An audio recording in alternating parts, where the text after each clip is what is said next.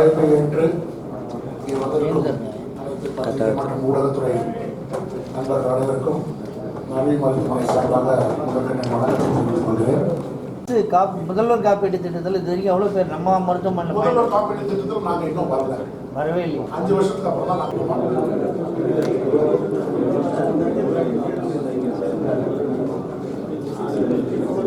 தொலைக்காட்சி ஊடகங்களுக்காக திருப்பி இந்த செய்தியை நான் ரிப்போர்ட் பண்ணுறோம். நல்வி மருத்துவமனையில் எங்கள் ஆர்த்தோபெடிக் ஹெட் டாக்டர் வேர்னன் லீ அவர்கள் தலைமையில் இருக்கும் டாக்டர்கள் குழு ஒரு புதிய ரோபோவை கொண்டு ரொம்ப ஒரு காம்ப்ளிகேட்டடான ஒரு வெஸ்ட் பெங்கால் பேஷண்ட்டை ட்ரீட் பண்ணி மூட்டு அறுவை மாற்று சிகிச்சை பண்ணாங்க. இது one of the success stories இங்கே நல்வியில். இது வந்து இந்த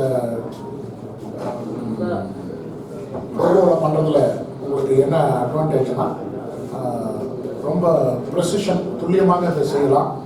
அந்த எந்த இடத்துல கரெக்டாக ப்ராப்ளம் இருக்குதோ அந்த இடத்துல கரெக்டாக பண்ணுவாங்க. மற்றும் அந்த ஏரியாவே சின்ன ஏரியாவாக இருக்குது, ஆப்ரேஷனில் கவர் பண்ணுற ஏரியா. இதனால் வந்து நோயாளிங்க ரெக்கவரி வந்து சீக்கிரம் பண்ண முடியுது. டாக்டர் வேர்னன் லீ அவர் ஒரு 2 வார்த்தை அதை பற்றி நம்மகிட்ட சொல்லுவார்.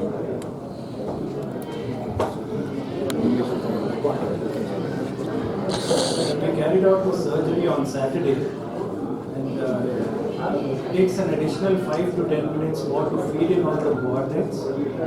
After that, the surgery is carried out just like a regular surgery. However, the accuracy is 98 to 100%. We can repeatedly get the same accuracy again and again and again. Every patient can come out exactly the same because it's robotic. So accuracy is much more. The cut is smaller. The recovery time is much quicker. The patient can get up and about the very next day and start climbing steps soon after that and can go home much quicker than a normal knee replacement. So that is the main issue, main thing, main advantage in having robotics. As far as disadvantages are concerned, I don't see any disadvantages as such. There is a small cost factor, but that over time and over the number of cases, if we do more and more, this cost factor also will come down. Definitely this newer technology is helping us in medicine, helping the patients and helping it become consistent. It also allows people with less experience to be more accurate as time goes by. So we can have more and more doctors doing it with the accuracy of an expert.